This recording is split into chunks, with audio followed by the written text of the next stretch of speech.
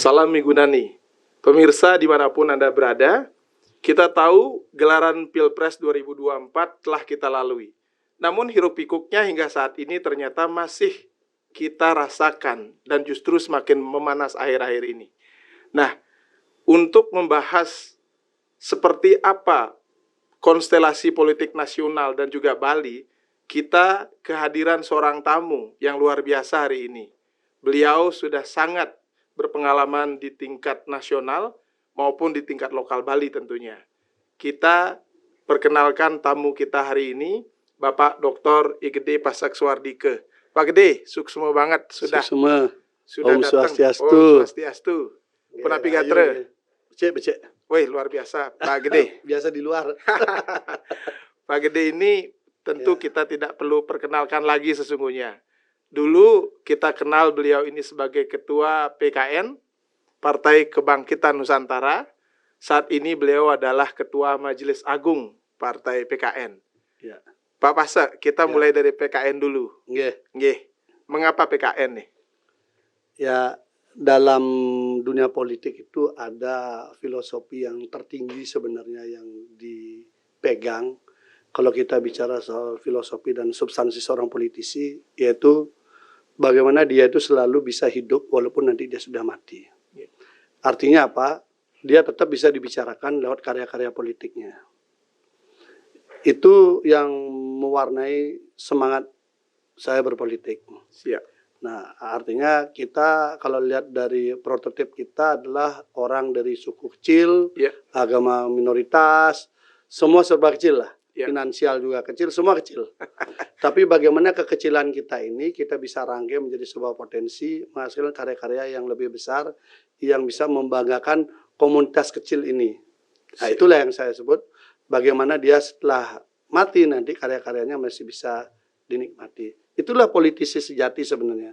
Contoh yang besar-besar ya, Mahatma Gandhi sudah meninggal. Tapi perjalanan hidupnya, pelajarannya, pidato-pidatonya, prinsip-prinsipnya itu masih dipakai acuan sampai sekarang. Artinya, Bung Karno, Bung Hatta, hampir semua lah. Hampir semua politisi berusaha melakukan itu, termasuk yang meninggal karena pembunuhan, John F. Kennedy, Anwar Sadat dan sebagainya. Apapun dia dalam perjalanannya, dia mencoba karya-karya yang bisa dipelajari oleh generasi berikutnya. Dalam skup itulah kemudian saya bertekad. Ketika saya terjun ke politik, kemudian dari awal saya sudah bilang, saya mau ke nasional. Jadi saya nggak pernah berkarir di daerah. Jadi nggak apa-apa, yang penting saya nasional. Karena waktu itu ada rasa jengah, kok sekian banyak wakil kita dari Bali, nggak pernah ada berani bicara di pusat. Betul. Ada masalah apa? Saya kira bukan masalah kualitas. Tapi ini urusan nyali kayaknya gitulah. Sehingga karena kita pengalaman sekolah di Jawa dan sebagainya, itu memotivasi kita langsung ke Jakarta. Syukur Astungkare kemudian kita sempat di DPR RI dan sempat di DPD RI. Ketua fraksi malah ya. Nah, waktu di DPR RI Astungkare Tuhan memberikan keinginan saya dikabulkan. Yaitu pernah menjadi ketua Komisi 3 yang sampai sekarang belum pernah dilakukan oleh orang Bali dari zaman DPR ada sampai sekarang. Belum pernah ada orang jadi ketua komisi. Kalau toh ada yang mau mengikuti hanya sebatas wakil ketua. Dan itu pun tidak di komisi yang paling vital lah. Anggap dalam konteks permasalahan-permasalahan hukum yang ada di Indonesia. Saya bersyukur pernah ada di situ. Tuhan mengantarkan sampai ke sana. Lalu kita coba maju di DPD RI. Ternyata Tuhan juga mengantarkan saya bisa di dalam posisi di DPD RI itu terus menjadi ketua alat kelengkapan. Jadi ketua panitia perencanaan undang-undang saya aklamasi 2 kali masa persidangan. Kemudian muncul lembaga baru, panitia urusan legislasi daerah akibat perbaikan undang-undang. Nggak ada yang berani megang. Semua teman-teman menyuruh saya jadi ketua. Jadi kita menata ulang dari awal lembaga itu sampai sesuai dengan prototip keinginan politik DPD RI. Dan kemudian kita juga pernah menjadi ketua Badan Kehormatan DPD RI. Yang menurut saya mungkin akan sulit ada orang minoritas seperti kita di Bali bisa menduduki ketua dengan 3 lembaga alat kelengkapan di satu masa periode. Dan ini kan kemarin juga kan malah enggak ada ya kan. Paling tinggi hanya wakil ketua saja kita. Nah, Setelah itu berhasil, saya mencoba lagi menggali. Nah, namanya orang politisi kan, sejarah apa lagi yang bisa kita ingin buat kan itu. Akhirnya saya berhasil nembus menjadi wakil ketua umum partai kan, Hanura, di Hanura waktu itu. Setelah itu saya dipercaya menjadi sekjen. Nah itu udah pertama kali dah, wakil ketua umum dan sekjen partai yang level nasional itu pertama kali.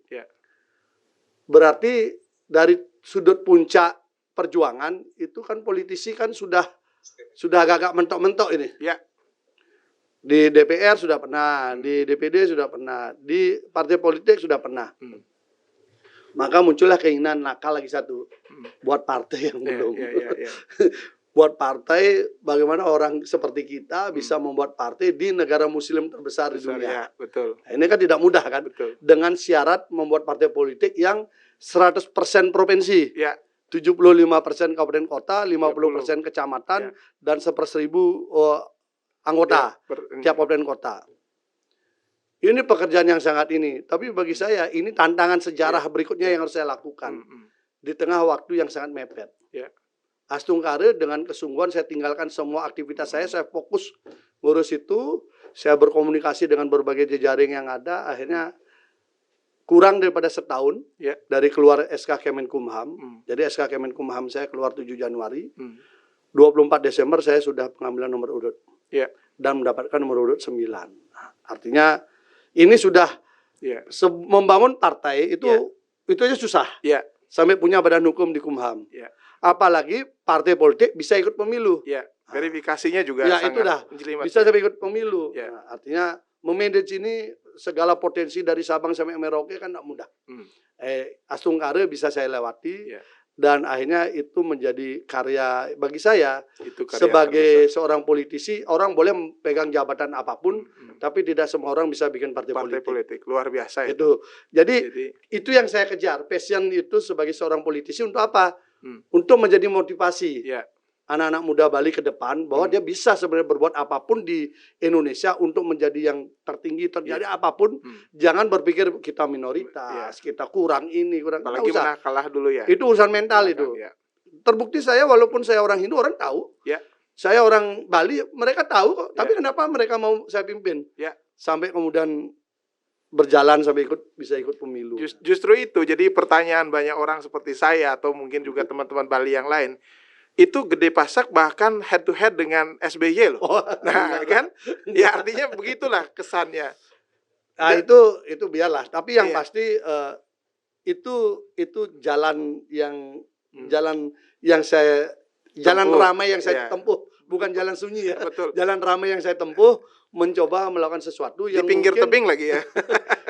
Mungkin ini menjadi inspirasi untuk kita percaya diri orang-orang minoritas, orang kecil. Bahwa kalau kita percaya Pancasila, kita percaya Nusantara, sebenarnya tidak ada bicara minoritas mayoritas.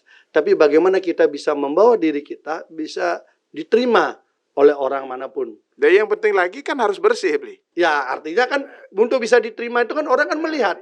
Melihat kapasitas kita, melihat integritas kita, melihat wawasan kita, melihat cara komunikasi. Kan banyak hal dilihat. Banyak hal ya. Walaupun mungkin ketika memandang pertama mereka sudah minoritas, meminor memandang kita. Oh ini orang pandang minor, tapi ketika berkomunikasi akhirnya mereka trust. Mereka percaya, mereka bangun. Dan rata-rata yang bisa membangun partai politik itu kan kalau tidak anak presiden, jenderal, konglomerat. Atau yang partai yang dibeli. Ini konglomerat kan? Konglomerat Jadi konglomerat, ada uang, dengan uang dia bisa melakukan sesuatu. Anak presiden karena kekuasaan dia bisa melakukan sesuatu. Ya, model-model begitulah. Jenderal sebenarnya memang punya kapasitas kepemimpinan yang terukur dan sudah sampai menjelajah kemana-mana. Lagi kita orang kampung. Ya, tugas selanjutnya adalah meloloskan PKN di threshold itu aja. Kemudian ketika tahapan itu saya ada lagi mimpi saya yang lain. Jadi saya mencoba menawarkan sebuah value politik begini. Hampir semua partai politik itu berebut untuk menjadi ketua umum. Maka saya melakukan format yang berbeda. Malah lengser dari ketua umum. Saya menyerahkan jabatan ketua umum saya kepada orang yang menurut saya dia lebih berhak untuk memegang itu dalam konteks konstelasi secara geopolitik Indonesia untuk mengembalikan apa yang dulu terampas oleh kekuasaan lain. Nah itu sampai di situ aja Beli Pasak dulu. Jadi saya punya Itu atau tahapannya. mewakili audiens itu banyak pertanyaan tentang itu. Kita sekarang ke Mas Umam. Mas Umam? Sebentar, Mas Umam. Apakah sudah dengar saya? Mas Umam? Lupanya beliau kita kehadiran Mas Khoirul Umam PhD, jadi pengamat politik nasional, kebetulan sejawat kami waktu di Flinders University ini, pemirsa. Kita tunggu dulu kehadiran beliau, Mas Umam. Oh ya, Mas Umam. Siap, nggak apa-apa Mas Umam. Terima kasih sudah bersedia bergabung dengan kita. Apa kabar Flinders nih? All good nih. Ya. Flinders, Osborne Street dan wilayah St. Mary's. Siap. Ini kita kehadiran tamu agung ini, kebetulan Ketua Majelis Agung Pak Gede Pasek Suardike. Tadi kita sudah ngebahas tentang sekelumit tentang PKN ini, Mas Umam. Nah, Mas Umam, saya ingin tanya sebentar. Kira-kira untuk kans terutama partai yang saat ini tidak lolos threshold, ada kemungkinan nggak threshold ini dihapuskan untuk jangka waktu yang pendek nih, Mas Umam? Ya dihapuskan apa tadi? Ya threshold yang 4% itu kan berat banget itu. Dan itu juga sekitar 9-11% suara yang hilang itu dari secara nasional. Menurut Mas Umam, bagaimana kira-kira idealnya filosofi threshold dan kemungkinan ke depan? Ya, kalau kita merujuk pada putusan Mahkamah Konstitusi yang terakhir, memang amar putusannya dia harusnya parliamentary threshold 4%.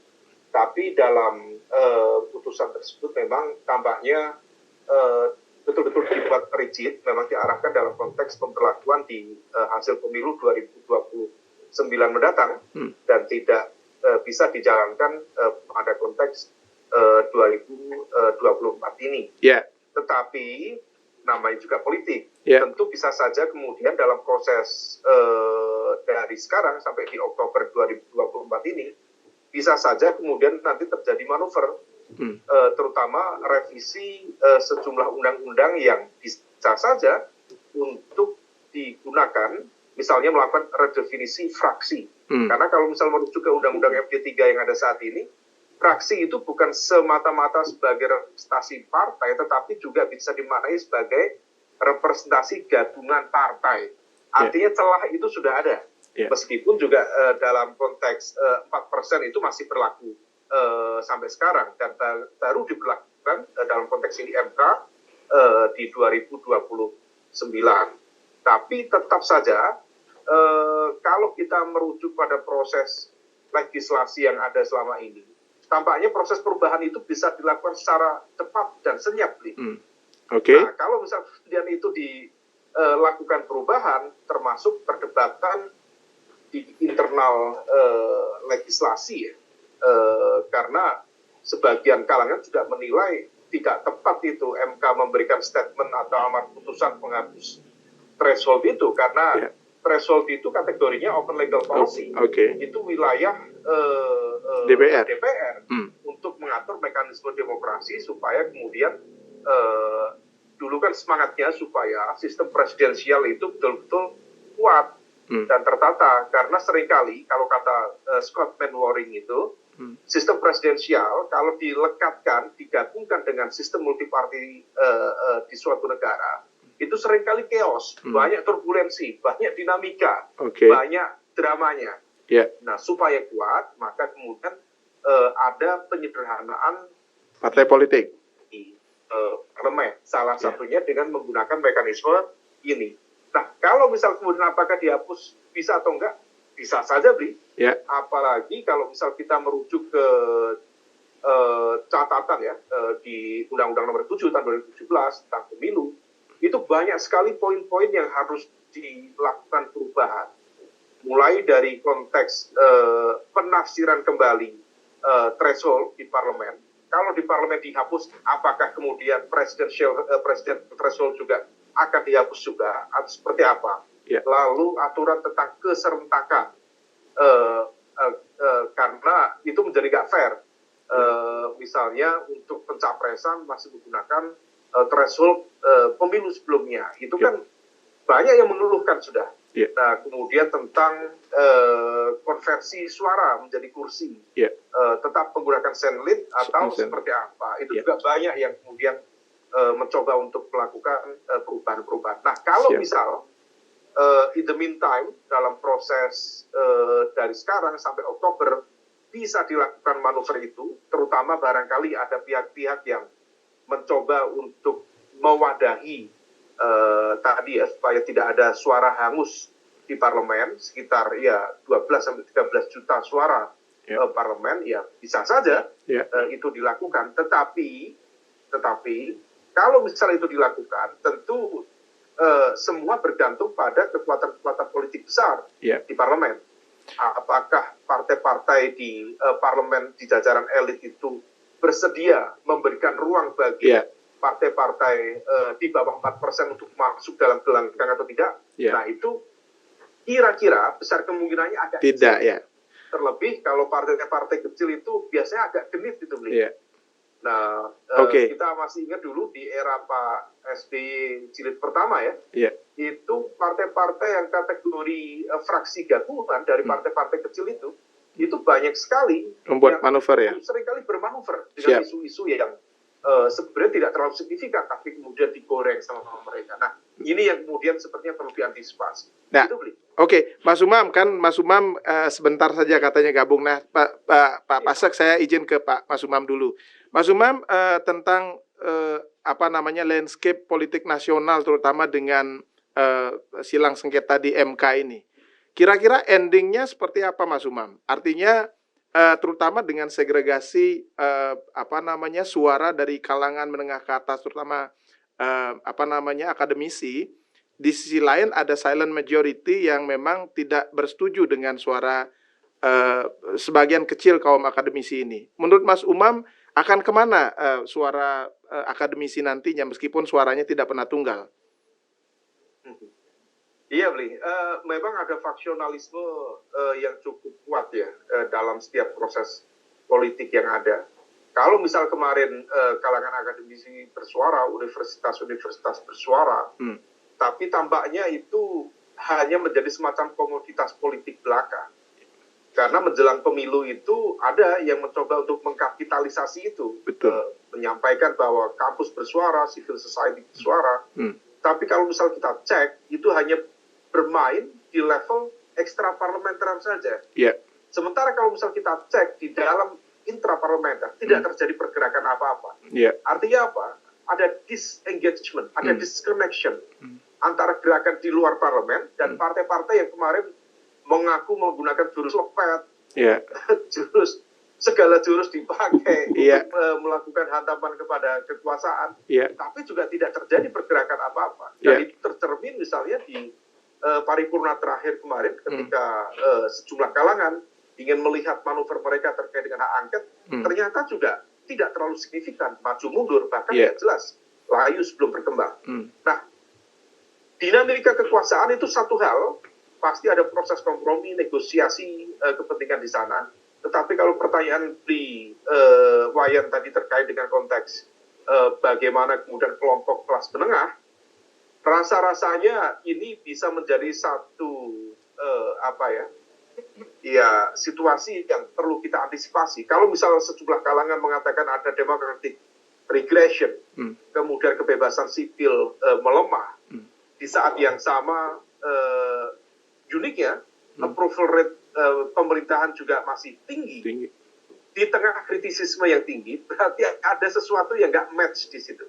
Nah, ke depan kita masih akan lihat, kita uji bersama seberapa konsisten elemen gerakan masyarakat sipil itu bergerak, ataukah sebenarnya itu hanya reaksi-reaksi atau riak-riak politik yang sifatnya insidental saja. Nah, saya ingin juga menguji sekali lagi, sekaligus juga nanti kan di fase awal pemerintahan yang baru tentu akan terlihat ya bagaimana manuver-manuver terjadi, kemudian langkah mitigasinya apa. dan positioning dari masyarakat sipil sendiri seperti apa. Karena praktis sesuai seperti yang disampaikan oleh kelompok madhab political economic structuralist, termasuk teman-temannya Mas Priam Budi dulu itu, ada Pak Fedi Hadis, ada Pak Richard Robinson, itu selalu menggariskan, menegaskan bahwa karakter dari civil society itu cenderung mudah fragmented, cenderung mudah terfragmentasi, terpolarisasi, baik oleh kepentingan maupun oleh kapasitas internalnya yang seringkali tidak begitu solid. Saya pikir demikian, Bli. Ya. Terakhir Mas Umam, tentang radikalisme yang menjangkiti kalangan akademis ini. Kita lihat di berbagai kampus-kampus besar sebenarnya. Adakah sebenarnya suara-suara kemarin itu Mas Umam lihat sebagai salah satu imbas dari radikalisasi di kalangan kampus, Bli? Ya, kabar baik dari pemilu 2024 yang lalu, memang narasi politik kanan konservatif dengan menggunakan ideologi dan agama atau termanifestasi dalam politik identitas memang tidak terlalu sefatal di pemilu-pemilu sebelumnya. Tapi apa yang menjadi concern oleh di Wayan, termasuk juga pasti teman-teman dari Bali yang lain, terkait dengan radikalisme, ekstremisme, memang ada kecenderungan, kalau misal per hari ini, ada semacam stagnasi. Karena bagaimanapun juga di era Pak Jokowi memang upaya represi terhadap kelompok-kelompok kanan konservatif itu terjadi cukup signifikan dan imbasnya secara politik juga ada proses pelemahan yang cukup signifikan meskipun itu akan sifatnya dormant seperti yang disampaikan oleh Fukuyama, itu akan selalu ada, identitas itu akan muncul, jadi dia akan bermanifestasi menjadi politics of resentment atau politik kebencian. Dan bergantung pada momentumnya saja, triggernya saja. Nanti kalau muncul trigger, semua itu akan mudah terjadi. Tapi yang jelas saya ingin menyampaikan, kekhawatiran ekstremisme sebaiknya tidak semata-mata diarahkan dalam konteks isu radikalisme keagamaan saja. Tetapi juga demokrasi kita itu diancam oleh radikalisme atau ekstremitas terkait dengan money politics, post-truth politics, di mana hoax, fake news, hate speech, character assassination terjadi secara masif dan massal, lalu terkait dengan pelemahan kebebasan masyarakat sipil, dan di saat yang sama itulah yang menjadi celah bagi hadirnya konflik of interest sekaligus juga abuse of power yang bisa terjadi baik dalam ruang yang mendapatkan respon kritik dari masyarakat yang luas ataupun justru masyarakat mendiamkan. Itulah yang kemudian dikhawatirkan banyak kalangan. Jangan sampai misalnya demokrasi yang dulu diperjuangkan oleh Bli Wayan, Bli Gede Pasek, itu justru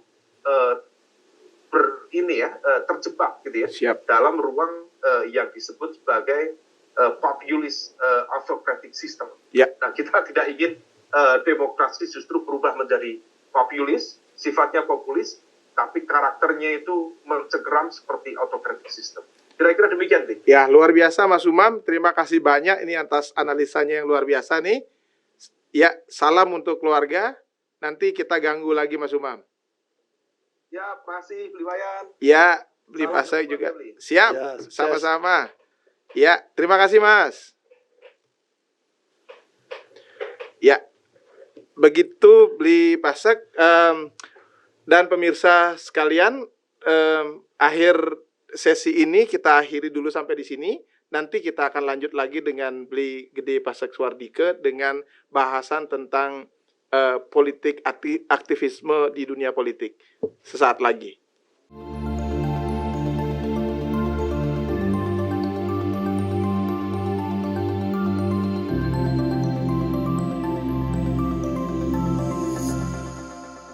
Pemirsa, tadi di segmen pertama kita sudah bahas sekilas tentang PKN dan juga dari Mas Khairul Umam berbicara panjang lebar tentang radikalisasi di kampus.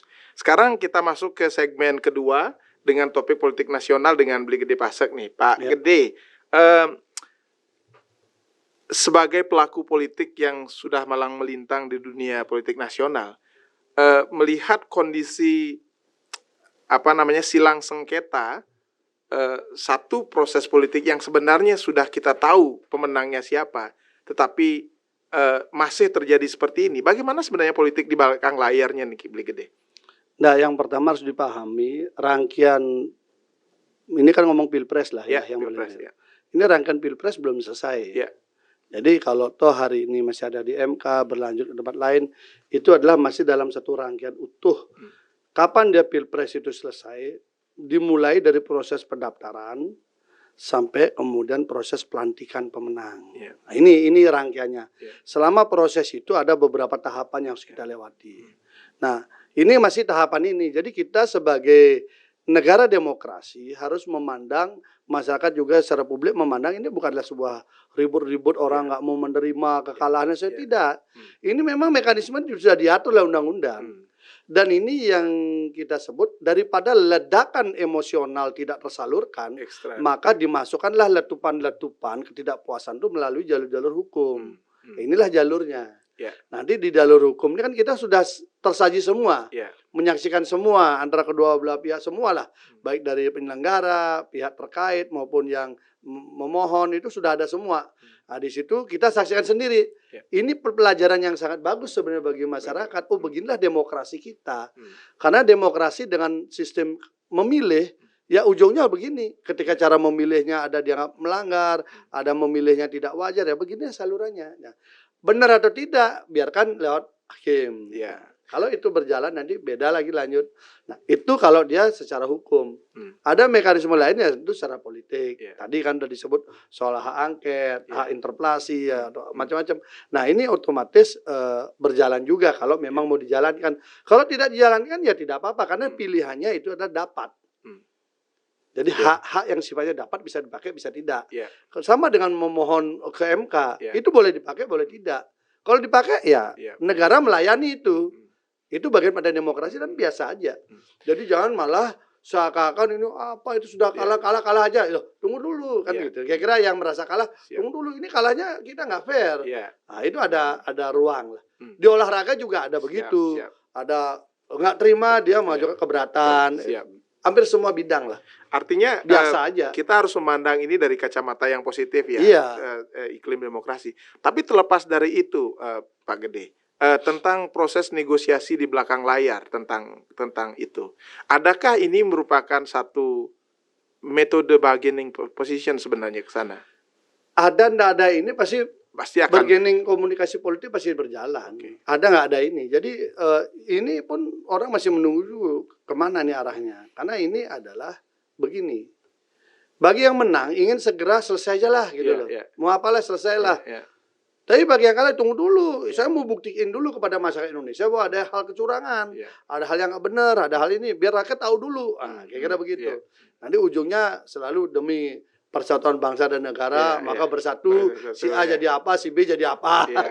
Kan begitu. Artinya ujung-ujungnya kita tahu. Artinya itu adalah proses komunikasi yang nanti publik bisa lihat. Apalagi zaman sekarang kan. Kalau zaman dulu mungkin masih agak bisa aksesnya susah. Kalau sekarang udah terbuka dan saya kira biasa aja. Jadi kalau saya melihat ini biarkan ini menjadi letupan-letupan ketidakpuasan yang terukur. Daripada di jalan, daripada di jalanan orang jadi mau bekerja susah. Udah bawa aja ke pengadilan. Di pengadilan dan situ berdebat. Biar merasa ini udah siarkan langsung saja. Betul. Kita negara demokrasi yang luar biasa loh. Karena tidak semua sesuatu yang tersaji itu diedit lagi. Udah tampil semua. Dari joke-nya, dari marahnya, dari bodohnya, dari pinternya kelihatan semua. Jadi tersaji semua. Dan ini kalau rakyat mengikuti kan pematangan juga. Betul. Hanya perlu dibangun tambahan literasi juga yang menonton. Jangan literasi kurang jadi lebih banyak memaki dengan sebuah proses yang sebenarnya sehat ini. Nah, justru ini sebenarnya Libasak. Jadi kalau dari misalkan pemilih kemarin 56% itu adalah kalangan milenial. Sementara kita atau sebagian dari kita yakin bahwa kalangan milenial itu sebagian besar adalah kalangan apolitis. Nah, dengan proses ini memang diperlukan adanya satu pemberian pemahaman lebih dalam kacamata konstruksi demokrasi, begitu kah? Iya, jadi kemarin itu mungkin bukan milenial aja, Gen Z pun juga gabung di situ ya, 60%, 56 sekian persen. Nah, mereka ini orang yang sudah punya frame cara berpikir melihat negara itu udah borderless. Dia sejak bergaul dia sudah borderless, udah lintas negara, lintas semua udah. Mereka sudah mulai mengenalkan beberapa yang milenial itu bekerja dari rumah. Kerja di luar negeri tapi dari rumah. Pembayarannya udah main transfer saja, pekerjaannya main kirim aja. Mereka sudah seperti itu. Nah, tetapi pelajaran politik harus dikenalkan juga. Nah, ini kelemahan kita. Jadi di Indonesia ini, jujur aja, saya pernah menjadi observer pemilihan presiden di Rusia. Waktu itu saya diundang menjadi salah satu parlemen malah. Yang di Asia waktu itu saya lihat. Waktu saya datang di situ, ada saya sendiri yang anggota parlemen dari berbagai elemen seluruh dunia. Kalau kita dibangun anak-anak itu kan jangan ikut politik. Anak-anak itu takuti. Politik itu kotor, politik itu jelek, sehingga dia tidak ketemu, tidak ada ruang interaksi untuk belajar. Gitu. Jadi antara anak-anak dengan dunia politik ini beda. Di Rusia, itu waktu saya datang itu, ini pemilihan presiden.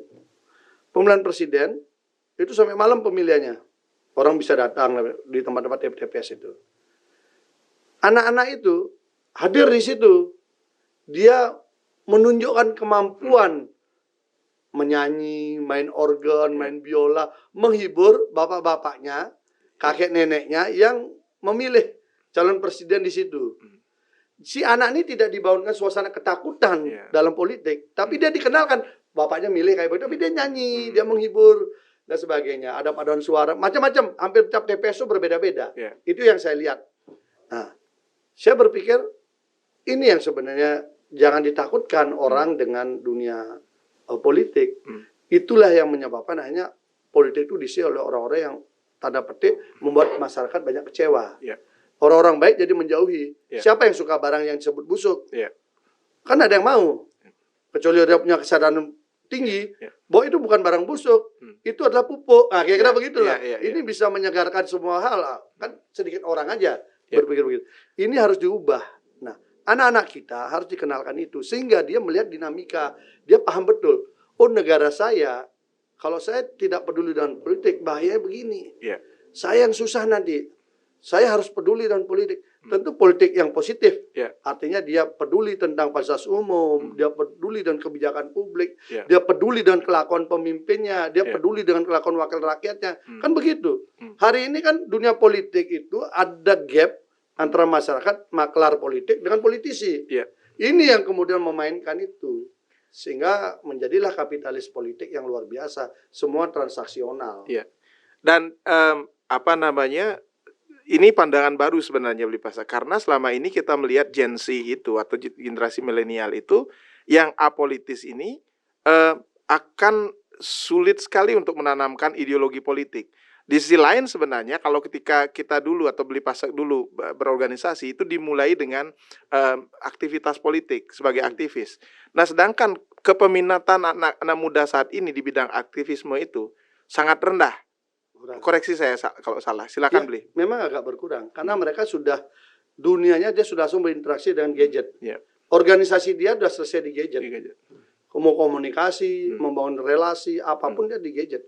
Nah, dengan posisi itu memang harus ada perubahan cara melatih kepemimpinan di level generasi yang baru. Tidak lagi model-model yang dulu lah. Kalau dulu kan kita ada LDKM, latihan dasar kepemimpinan, latihan media, apa model begitu kan, dilatih khusus. Sekarang udah beda lagi. Sekali waktu ketemu, sekali waktu lewat Zoom. Jadi semua teknologi sudah harus melekat dengan pembelajaran. Yang jadi masalah adalah ketika politisi kepemimpinan itu memberikan attitude atau contoh-contoh atau isu-isu politik yang sangat tidak produktif. Contoh, jujur aja, saya tidak setuju ketika anak-anak muda ditawarkan kopi arak gitu misalnya. Itu apapun alasannya demi kesehatan, yang bicaranya bukan ahli kesehatan. Yang bicaranya politisi, bukan ahli kesehatan. Jadi tidak pas. Boleh minum arak, boleh minum, tapi jangan menjadi prototip simbol untuk kebanggaan generasi muda, tidak. Jadi kan anak-anak muda itu kebanggaannya apa? Prestasi. Dia bisa tembus di Harvard. Dia dapat beasiswa di Silicon Valley ya, untuk IT dia dapat di mana Illinois University atau di mana lah di berbagai belahan Nanyang University. Jadi mereka dunia literasi, dunia belajar akademisi itu yang dibangunkan sebagai mimpi anak-anak muda, bahwa itulah prototip anak muda yang berhasil. Kenapa? Sekali saya berhasil membuat sebuah produk, maka saat itu juga saya menjelma menjadi orang kaya raya. Lihat penemu Zoom. Kalau tidak ada COVID, dia tidak akan jadi triliuner. Nah gitu misalnya kan. Jadi ada momentum-momentum.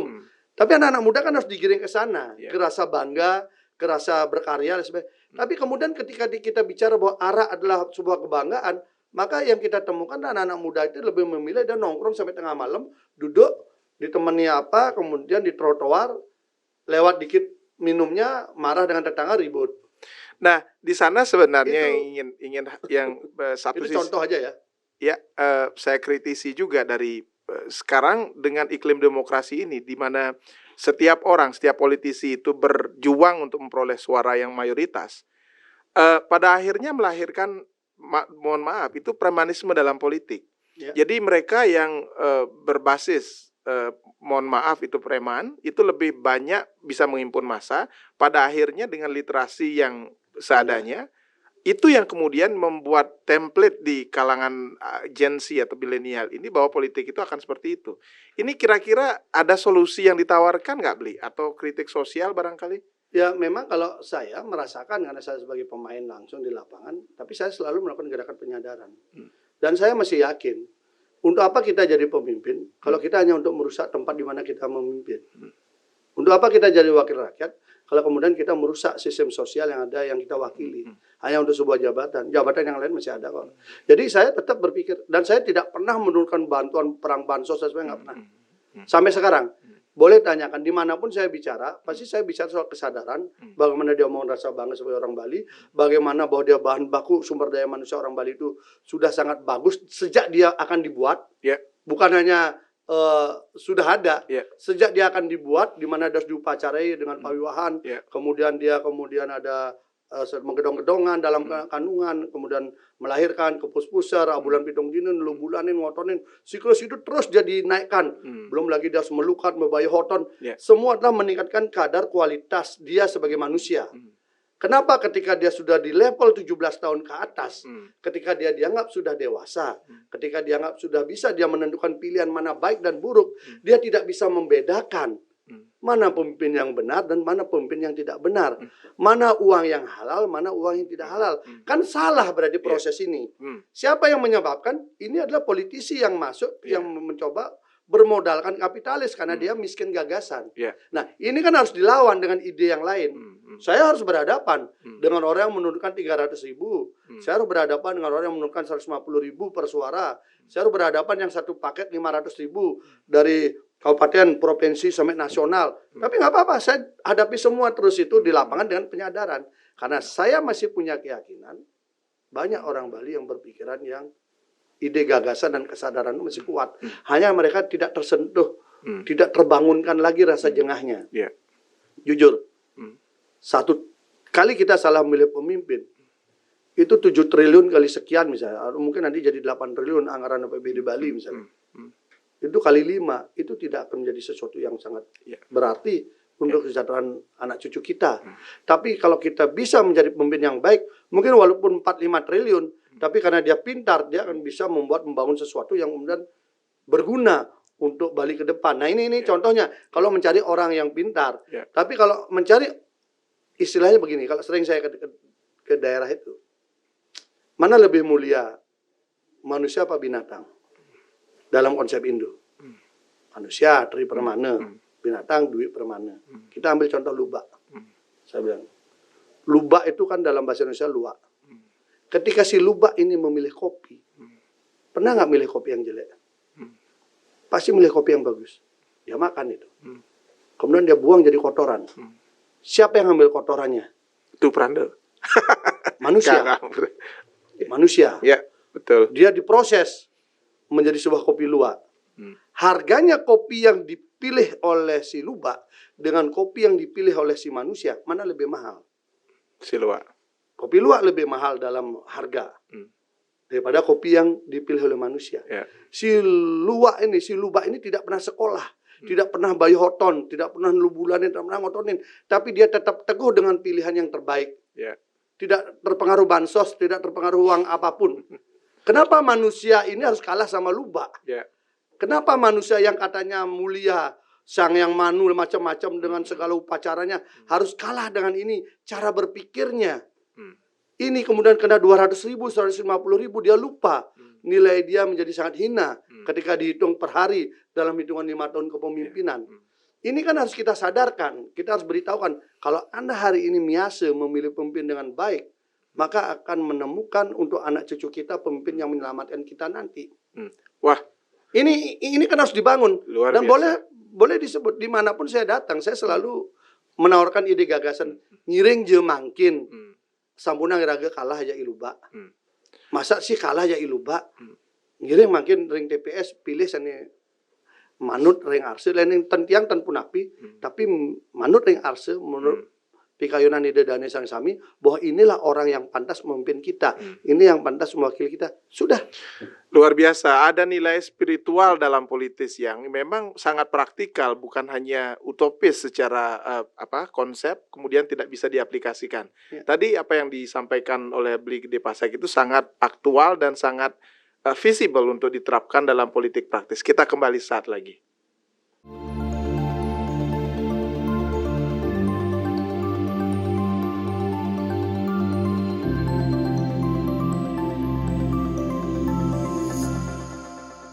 Pemirsa, tadi kita sudah sekelumit membahas tentang pengejawantahan nilai-nilai spiritual dalam politik. Kita akan menggali hal tersebut lebih lanjut dengan narasumber kita, masih dengan Bli Gede Pasek Suardike.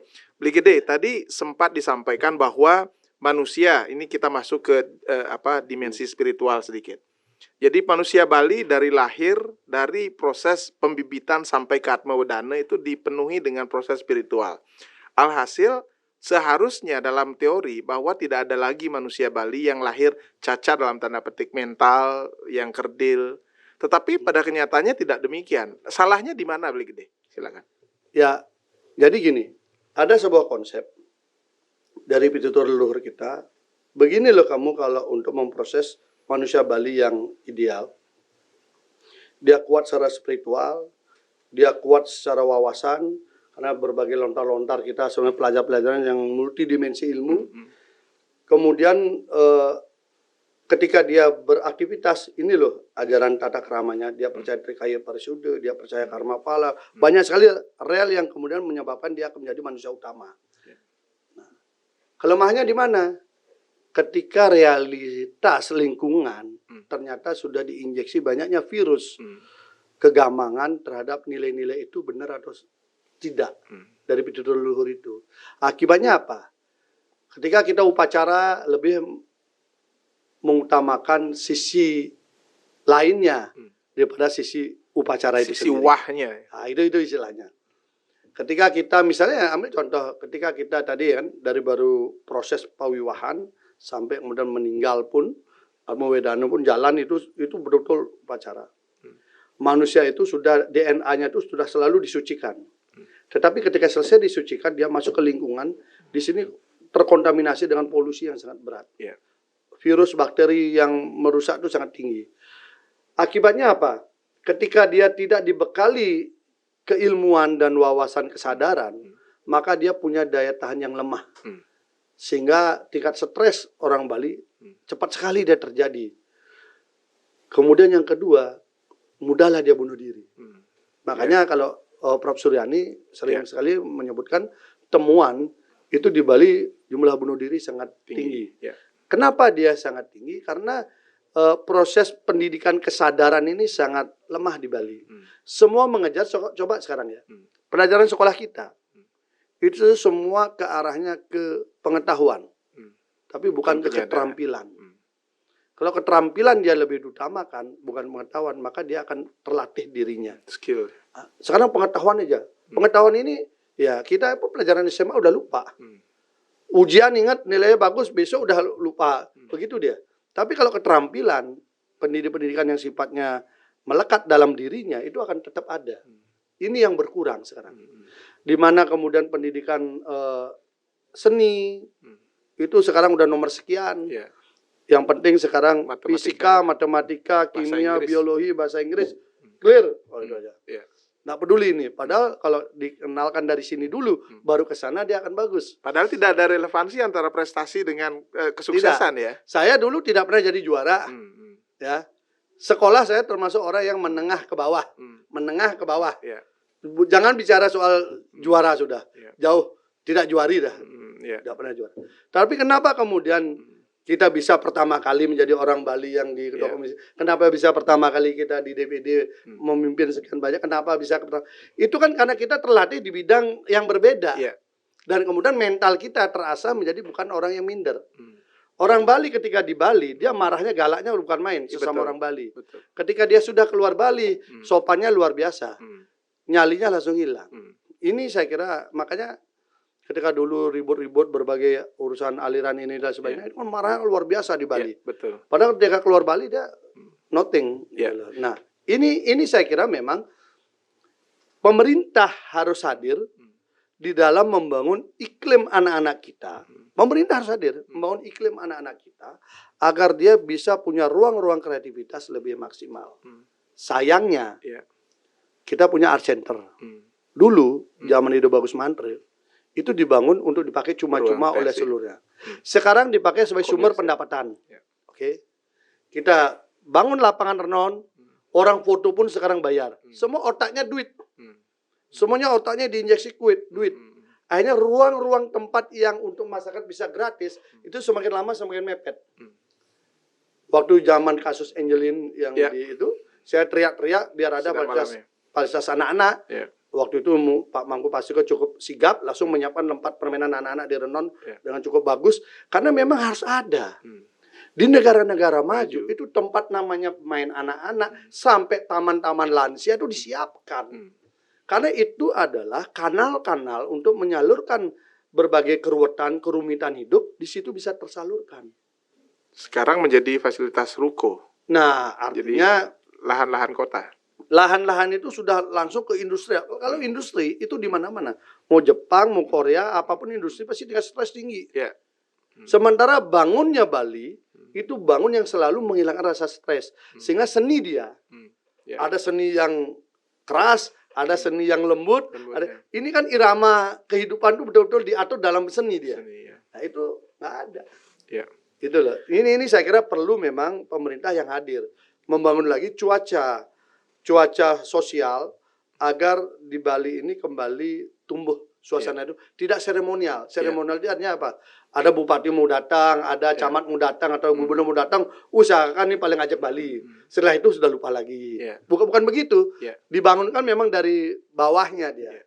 Nah, artinya dengan kata lain memang tokoh politik harus menjadi panutan, menjadi menjadi inspirator bagi warganya. Mestinya. Nah, kira-kira dengan sistem yang ada saat ini, sistem persaingan kompetisi vote getters dan lain sebagainya, ada nggak ruang untuk menghasilkan seorang pemimpin yang memang baik secara intelek, baik secara budi pekerti, dan mempunyai visi spiritual dalam jangka panjang, Bli?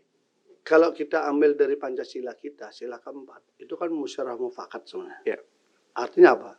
Ada sebuah proses pemilihan di mana mereka menilai bibit dan bobotnya secara objektif, lalu muncullah yang mana dianggap pantas. Sekarang dengan sistem yang liberal, sistem politik kita kan memang lebih banyak dipengaruhi Barat hari ini. Sistem politik yang liberal. Sistem politik liberal itu memang seakan one man, one vote, one value. Saya punya hak, semua sama, ya. Tapi cara berpikirnya kan beda. Nah, akhirnya apa? Gap di Barat yang liberal dengan tingkat pendidikan yang sudah selesai, dengan di Indonesia yang mayoritas masih SD, ini kan tidak imbang akhirnya. Akhirnya serepanggang, seretunu, patodogen, ini akhirnya kapitalis masuk. Ini yang saya takutkan. Indonesia ini sejatinya siapapun politisinya, kalau partai politiknya itu sudah dikuasai konglomerat, maka sejatinya penguasa itu adalah konglomerat. Gini ya, misalnya untuk sebuah partai bisa lolos parliamentary threshold, dia anggap perlu 3 triliun. 3 triliun nih membangun. Hmm. 3 triliun ini kalau misalnya dikeroyok oleh 10 konglomerat, maka masing-masing paling 300-an, ya Miliar. 400 miliar dia keluarkan kan. Nah, partai ini kemudian bisa berkuasa. Hmm. Maka akses APBN kita Hmm. akan dikuasai oleh partai pemenang. Ya. Partai pemenang ini tahu diri bahwa yang membiayai dia si ini. Ya. Maka semua itu akan dikelola untuk mengembalikan modal. Ya. Kalau misalnya ada 3.000 triliun di pusat, Dia harus kembali. anggap kemudian setengahnya, anggaplah 1.000 triliun uang itu dikelola untuk menjadi sebuah berbagai proyek, program dan sebagainya. Itu dipegang oleh mereka ini, kembali nggak modalnya? Kembali. Ya. Dalam 1 tahun udah kembali. APBN perubahan tambah APBN berikutnya udah untung semua. Dan itu yang terjadi pada Itu yang terjadi. Sehingga makanya ketika partai-partai itu dikuasai oleh konglomerat, malah rakyat itu senang. Wah, ini baru orang kaya, besok bagi-bagi duit. Ya. Dia lupa, nggak ada, dia hitung semua pakai Ya. kalkulator itu. Betul. Anda dikasih permen, Hmm. seharusnya Anda dapat yang jauh lebih besar, Anda dikasih permen, udah jingkrak-jingkrak. Hmm. Ya seperti kita di kebun binatang saja, kita dikasih sebatang pisang, Ya. tapi tiket masuknya dia yang pegang. Ya. Nah ini yang berbahaya. Karena itu kemudian saya mencoba melawan, ini kembali. Hmm. Kenapa saya berani bikin PKN? Saya mencoba menjadi antitesa. Hmm. Karena saya waktu itu berpikir begini, negara ini dulu merdeka kan tidak karena konglomerat. Ya. Negara ini merdeka karena adanya ide gagasan, Betul. beraninya orang-orang beradu konsep, dan itu walaupun dia beradu konsep, berdiskusi, mereka tidak bermusuhan. Ya. Soekarno-Hatta, Dengan Syahrir gitu. Syahrir, apapun, Dialog budaya, ya. dia Supomo, dia berdebat tentang Ya. kebangsaan, kenegaraan, hukum kita, dan dia tidak bermusuhan. Tapi hasilnya adalah sebuah kualitas negara yang Ya. luar biasa. Ya. Itulah yang menyebabkan Indonesia merdeka. Ya. Bukan karena konglomerasi. Hmm. Kenapa kemudian ketika kita merdeka, Harus kita konglomerasi. serahkan isi perut kita saja kepada dia? Lah akhirnya kalau kasus timah itu terjadi, Ya. itu kita nggak ya gimana? Ya. Ratusan triliun hanya dimiliki oleh mereka, ya wajar mereka yang pegang kuasaan. Ya. Belum lagi tambang, belum lagi nikel, belum, ya macam-macam lah. Ya. Ya. Ini kesadaran kita. Betul, Bli. Nah, sekarang kita masuk ke ini, Bli. Artinya dari penjaringan calon pemimpin kita memang agak miris kita dengan kondisi saat ini. Dengan partai politik adalah bantalan utama demokrasi itu sendiri. Di sisi lain kita melihat kondisi seperti itu. Nah, kalau misalkan kita melihat di wilayah Bali, terutama dengan kaderisasi para pemimpin atau proses naiknya dengan bansos ini, terutama bansos yang dikuasai oleh 1 atau 2 bupati gitu misalkan, dia punya akses dan punya kapital. Kira-kira demokrasi seperti apa atau wajah Bali seperti apa yang kita harapkan, Bli? Jadi gini, itu kan hampir terjadi di seluruh Indonesia.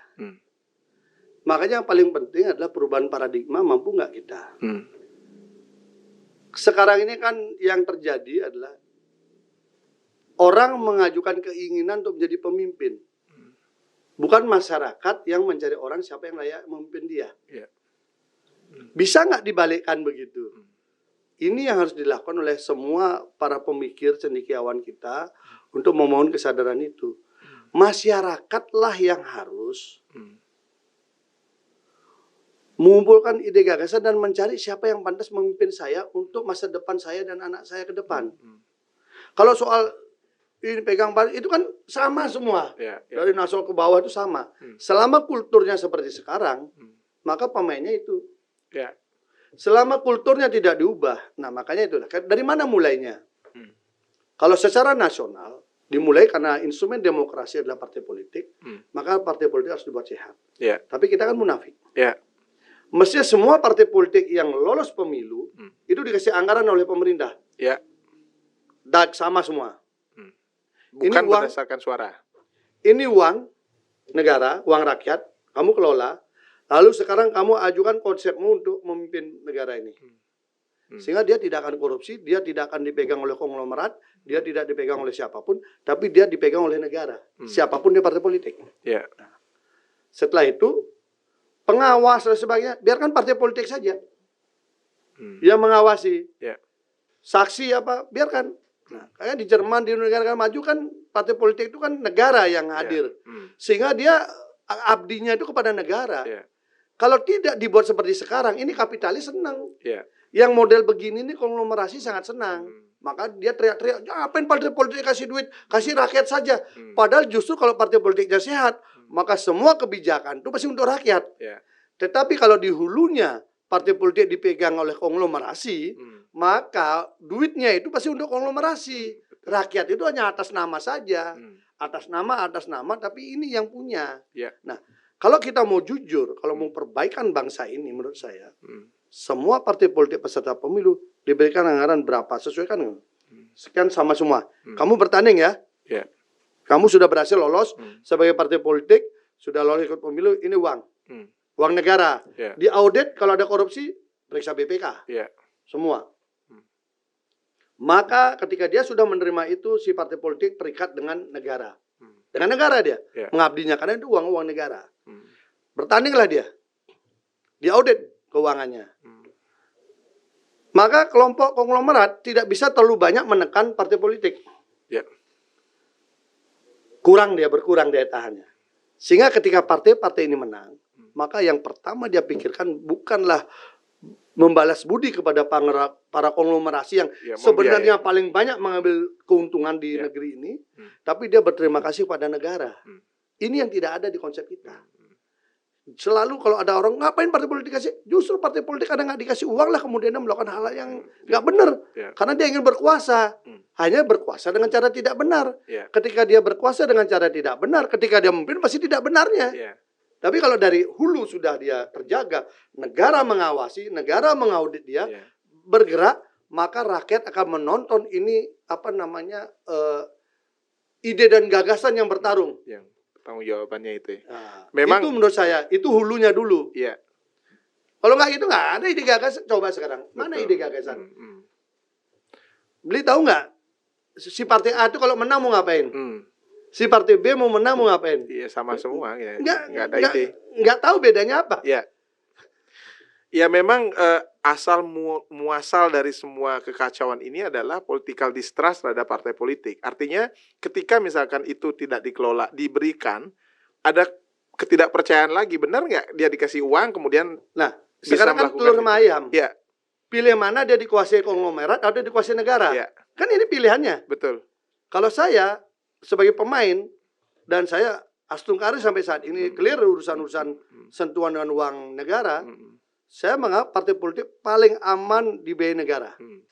Partai politik dibiayai negara, diaudit oleh negara, dan dia ide-ide gagasannya yang diadu oleh negara, kemudian rakyat memilih. Maka dia akan mengabdikan partai itu untuk negara. Tetapi kalau partai politik itu dibangun oleh konglomerasi, dibiayai oleh konglomerasi, dan dia menjadi pemenang, maka rakyat jangan lagi mengeluh kalau seluruh anggaran dan kebijakan dan izin-izin IUP diberikan pada konglomerasi. Karena mereka dari situ pembiayanya, bukan diberikan pada negara. Pemirsa, demikian lingkaran setan bagaimana sebuah partai politik berkuasa saat ini. Sehingga memang perlu ada satu langkah baru untuk memutus lingkaran setan tersebut.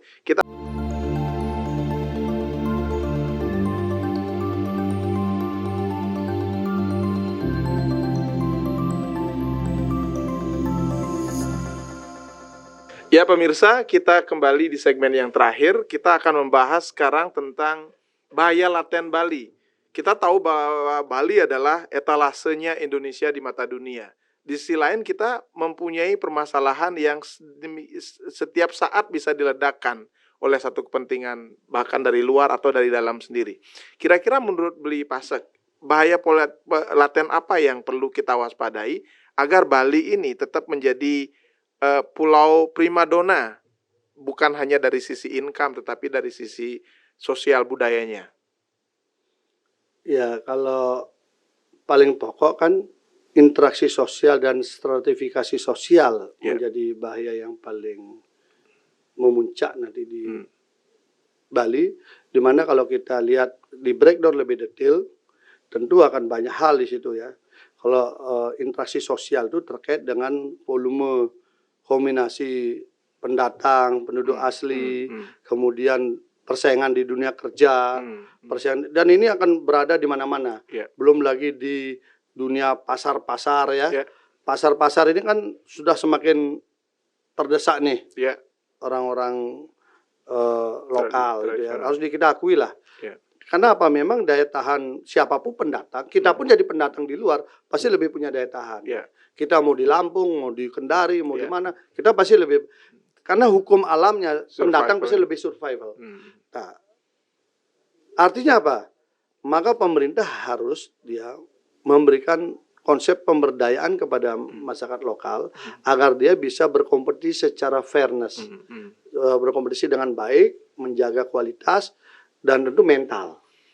Itu menurut saya problem yang terbesar yang terjadi. Karena apa? Karena ini ledakannya bisa kemana-mana. Ledakannya bisa kemana-mana. Contoh ketika saya di Komisi 3 kasus di Lampung ya, Bali Nuraga itu kan etnisitas ya. Konflik itu kan sesuatu yang sangat kecil. Apa contohnya? Itu hanya urusan anak muda bersiul kepada, bukan berlahi, bersiul pada cewek-cewek. Cewek-cewek itu tegang udah jatuh, diisukan cewek itu diperkosa. Tetapi bukan itu problemnya. Tapi kecemburuan sosial, di mana para transmigran kita sudah sangat berhasil. Kemudian ada beberapa anak-anak generasi ketiga. Jadi generasi pertama ini masih bagus. Generasi kedua masih ketemu, bagus. Ketika generasi ketiga ke cucu, ini kakek yang sudah berhasil, ini nggak mau cucunya susah, dimanja. Nah, generasi ketiga inilah kurang bagus interaksinya, sehingga muncul konflik sosial. Di Bali juga sama. Dengan Jawa. Dengan orang Bali semakin terdesak, ini semakin banyak. Nanti generasi ketiga, generasi pertama bapaknya masih akur, generasi kedua masih bertemu bapak dengan anak. Ya generasi cucu sudah nggak ketemu sama kakek neneknya. Ini ketika berinteraksi ini rawan. Ini harmoni sosialnya harus segera ditata. Ditata tentu dalam bingkai NKRI. Artinya apa? Warga-warga kita yang lokal harus diberdayakan. Pertanyaannya, sistem pendidikan kita sudah nggak mengarah ke sana. Ternyata pengalaman saya mengelola pendidikan, mencoba dari memotret yang tidak mampu, itu parah.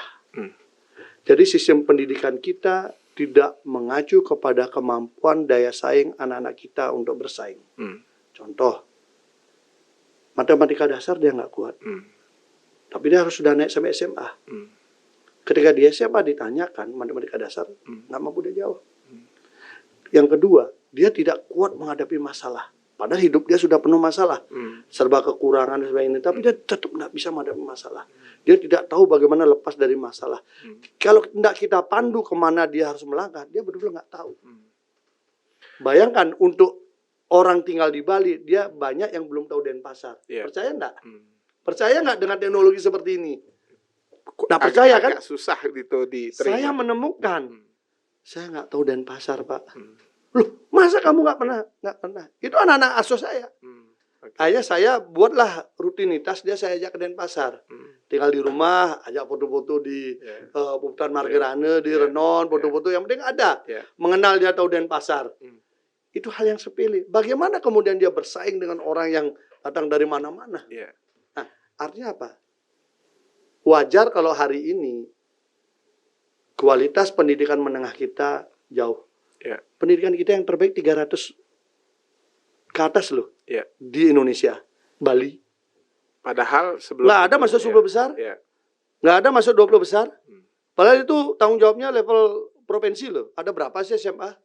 Artinya di fakta yang di tahun-tahun sebelumnya kan Bali biasanya ada saja sudah. Nah, hanya saja justru itu mengandung pertanyaan, Bli. Apakah prestasi yang diraih yang sebelumnya itu diraih dengan murni atau tidak? Nah, makanya sekarang ini dengan borderless, semua dua berkompetisi bebas, swasta lah sebenarnya semua bisa ini, kita baru menemukan bahwa ternyata kualitas sistem pendidikan kita. Nah, lalu kita pertanyaannya, dari mana mulai? Dari pendidikan. Baik pendidikan formal maupun pendidikan informal. Pendidikan informal kita bisa tiru Jepang. Soal attitude, kejujuran, disiplin. Kita ikuti saja sudah. Karena itulah ajaran nenek moyang kita. Walaupun kalau dulu ajaran nenek moyang kita dengan mitologi.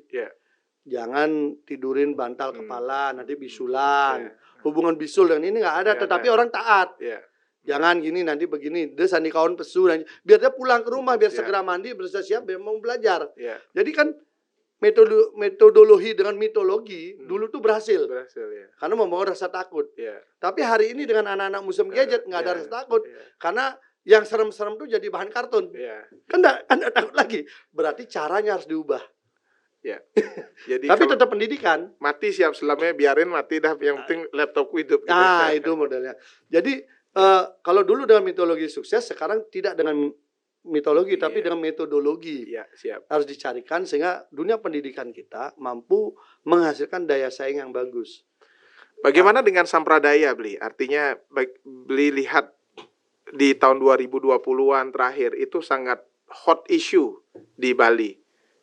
Bagi saya, jujur aja, saya kan diserang soal itu. Ya. Karena saya mengambil posisi tengah untuk memberikan penyadaran. Karena kita bicara Hindu ini kan luas. Ya. Tidak bisa kita mandang Hindu itu hanya apa yang kita lihat aja diri kita, Ya. itulah kebenaran. Nggak bisa. Nah, ketika kita bicara dengan ini, banyak orang salah paham. Wah, nuduh saya macam-macam dan sebagainya. Tapi saya clear tahu, karena saya lebih mendalami daripada mereka gitu. Betul. Karena apa? Ya dunia itu kan dunia kita dari kuliah kita udah jelajahi di Jawa. Kita udah membina umat di Jawa, ke desa-desa, di kampung-kampung, melakukan advokasi. Mereka sulit dapat KTP, kita bantu sampai dapat KTP nama Hindu. Ya. Karena kalau enggak begitu dia nggak dikasih KTP. Ya. Begitu dia kawin susah, kita bantu, kita advokasi. Buku dia susah, bangun pura dia susah, izinnya kita bantu. Sudah dunia itu sudah kita lakukan dari mahasiswa. Ya, ya. Sampai kemudian kita membangun Baliage, tablet Baliage yang penuh dengan ciri khas Bali dan sebagainya. Nah, tetapi kan kita nggak boleh membangun kata dalam tempurung. Wawasan kita harus luas. Pilihan-pilihan beragama itulah pilihan-pilihan pribadi. Tapi pilihan-pilihan bersosial keagamaan itu adalah pilihan bersama. Ya. Karena itu saya meminta kepada mereka yang menekuni dunia-dunia yang berbeda dengan aktivitas, cukup untuk diri Anda sendiri. Ya. Karena itu urusannya Anda dengan Sang Tuhan, Pencipta. ya. Anda diterima atau tidak, benar atau tidak, kita tidak. Kita manusia yang tidak bisa menghakimi bahwa punya kita paling benar, punya dia yang salah. Kita nggak bisa. Itu urusanmu. Tetapi ketika dia bicara sosial keagamaan, dia harus mengikuti pakem Yang umum. sudah disepakati. Karena itu sosialnya di situ. Ya, ya. Kenapa sosial itu ada ranah di mana ada tempo seliru, ada penyesuaian dengan apa yang menjadi komunitas terbesar, Ya. menyesuaikan. Apalagi itu mendukung Ya. daya tarik Bali secara keseluruhan. Ya. Dan mereka yang saya beritahu bisa menerima saran kita. Saya bilang, Ya. Anda salah. Tapi yang jadi masalah kan kemudian asal berbeda. Ya. Ada. Ya. Ini yang kemudian bahaya sekali. Ketika kita berbeda literasi lemah, maka ngotot-ngototan tidak jelas arah. Betul. Itu yang terjadi kemarin. Ya, dan medsos kita diisi oleh narasi-narasi seperti itu. Kebencian jadinya. Ya. Kalau narasi-narasi kebencian itu kan sama dengan menebarkan aura-aura negatif. Sementara leluhur kita, sulingnya kita, upacara-upacara kita menyumilkan yang hal-hal yang negatif. Ya. Tetapi manusia-manusia yang katanya manusia utama menyebarkan itu secara negatif. Sayangnya itu dikapitalisasi oleh para penguasa. Ya, karena dimanfaatkan untuk mengalihkan isu ketika kegagalan mengelola proyek COVID. Iya, iya, iya, iya. Karena di proyek COVID itu kan ada dana yang besar yang harus dipertanggungjawabkan. Biarkan masyarakat ribut, yang penting ini saya nggak diganggu. Ya itu kembali lagi, masyarakat yang cerdas tidak akan termakan cara itu. Tapi masyarakat yang lemah literasi, maka dia ini. Makanya itu kan ketika kita bicara manusia, tahu dirinya tahu, tahu dirinya tidak tahu, tidak tahu dirinya tahu, dan tidak tahu dirinya tidak tahu. Kalau di sini kita berdebat, ngotot-ngotot, ya karena tidak tahu dirinya tidak tahu, ngaku-ngaku semua. Tapi kalau dia berdebat di sini, dia akan tahu diri. Oh ya, itu bukan bidang saya. Misalnya gini, oh itu orang politik, jangan ngomong agama gini-gini. Saya bilang, pelajaran agama Hindu itu boleh dikatakan 60-70% itu pelajaran politik. Kepemimpinan, Kautilya, semua. Ya. Mau Canakya Niti Sastra, Kautilya, Arta Sastra, mau apa, Mano Dharma Sastra, mau apa lagi. Semua itu pelajaran politik. Justru Anda yang buta politik lah yang berbahaya mengelola agama. Karena dia tidak bisa menggunakan untuk kebutuhan pemasarakatan yang lebih luas. Bahwa beragama itu untuk sosial yang lebih luas. Nah ini harus bangun kesadaran. Dan langsung ada dari beberapa orang yang dunia begitu kita ajak diskusi, paham. Ini kan karena diprovokasi saja. Saya sampai masukkan orang ke penjara loh. Apa saya bawa ke pengadilan itu. karena Baru bahasa-bahasa ada satu orang terlalu overdosis, aduh, kasih pelajaran lah. Ya. Bagaimana tentang soroh, Bli? Kira-kira masih nggak soroh ini menjadi bahaya laten bagi Bali? Pertanyaannya, apakah soroh itu bahaya atau kapital? Kalau bagi saya itu kapital, tetapi bagi sebagian orang melihat itu sebagai sebuah ancaman. Karena menggunakan soroh untuk kompetisi, bukan dipakai untuk konsolidasi. Padahal kalau soroh itu dipakai sebagai konsolidasi. Jadi gini, Bali ini hebat sekali sebenarnya. Secara strata sosial. Kalau semua program pemerintah, ini Sang Manggalaning Jagat di Bali, ingin programnya sukses, itu dia sudah diatur di berbagai ruang. Misalnya dengan pola desa adat.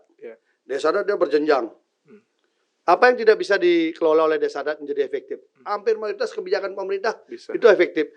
Sampai kebijakan yang merugikan Bali pun efektif. Kayak KB Duana. Ada semua efektif. Kalau udah menggunakan instrumen adat. Itu kan? Ada instrumen satu lagi, semua ini sangat bagus. Ya, disebut dengan soroh. Kenapa? Soroh ini kan sama dengan mengkonsolidasikan komunitas yang bersumber dari homogen. Ya, homogen DNA-nya lah. Ini kan kalau bagus dikelompokkan, pemerintah datang memberikan sosialisasi, penyadaran, kan lebih mudah. Kenapa? Karena di sini ada orang yang terukur dan terstruktur untuk dihormati. Kalau ini dia bicara cepat. Nah, kalau semua diperlakukan sama begitu, maka dengan cepat kebijakan pemerintah akan masuk. Nah, dia menjadi problem adalah ketika itu dikompetisikan. Karena lembaga soroh itu bukan untuk dikompetisikan. Ibaratnya begini. Mana lebih mulia pohon apokat dengan pohon mangga? Sama aja. Sama kan?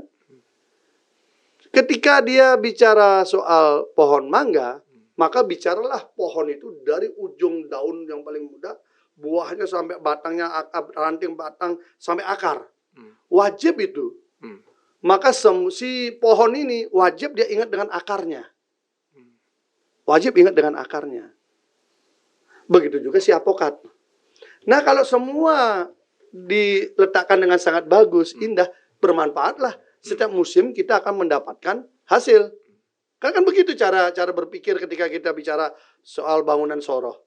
Karena itu saya berusaha, kalau misalnya kayak saya, karena saya orang Pasak gitu, saya berusaha di soroh saya itu saya membangun proses kesadaran seperti itu.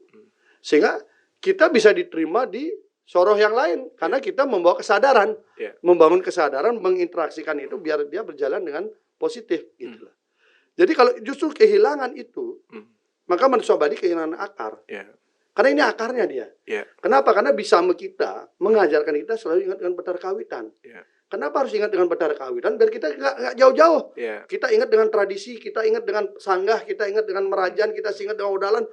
Inilah sebenarnya akar untuk tradisi Bali itu bertahan dalam konteks sosial. Yang salah adalah stratifikasinya ya. Ketika distratifikasi dan dikompetisikan, oh saya lebih tinggi loh, saya lebih ini, kan itu problemnya. Makanya pertanyaan saya tadi, mana lebih mulia alpokat dengan mangga, mana lebih mangga dengan pepaya, pepaya dengan durian.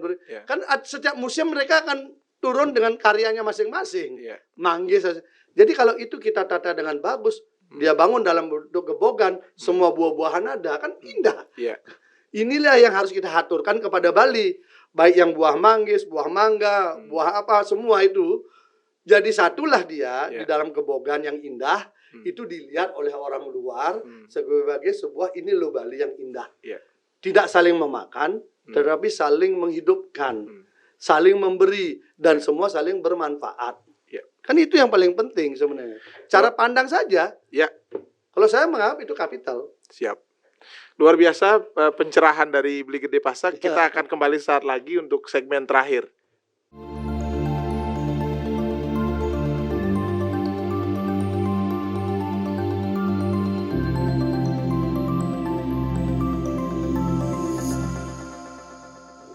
Pemirsa, kita sampai pada akhirnya pada segmen yang terakhir ini tentang kesimpulan dari seluruh obrolan berkualitas kita dengan Bli Gede Pasak. Bli Gede, silakan. Kira-kira kita wrap up pembicaraan tadi sehingga pemirsa bisa menangkap lebih jernih intisari yang kita sudah bahas tadi. Silakan Brigade. Jadi kalau kita bicara dalam konteks nasional, keberadaan kita di Bali adalah bagian penting yang harus kita jaga dengan tetap mempertahankan ciri khas yang kita miliki dengan membangun sikap mental bahwa kita mampu sebenarnya bersaing secara nasional dengan cara yang tepat dan benar. Yang kedua, ketika kita bicara tentang Bali ke depan, maka mau tidak mau kita harus bangun dengan sistem pendidikan yang benar, baik pendidikan formal maupun informal. Karena dengan itulah bisa menjaga jati diri orang Bali, termasuk juga kemampuan generasi muda Bali untuk nanti bersaing dalam kompetisi kehidupan. Karena hidup dan kehidupan ini bersaing. Ini sama aja dengan kita di hutan, siapa yang survive. Maka harus dibangun itu sehingga kohesi sosial antar warga Bali harus terjaga dengan baik dan berinteraksi positif dengan semua anak bangsa yang ada, baik dari Bali maupun di luar Bali. Karena apapun namanya, banyak orang bangga dengan Bali. Tapi kalau orang Bali meninggalkan kebaliannya, maka hilanglah kebanggaan Indonesia itu salah satunya di Bali gitu. Ini saya kira perlu dijaga. Dan tentu di atas itu semua Bali tetap akan menghadapi sebuah ancaman. Ancaman apa? Ancaman cara berpikir yang ingin menyeragamkan Indonesia. Ini saya kira menjadi ancaman bersama kita, sehingga bibit-bibit itu selalu akan muncul.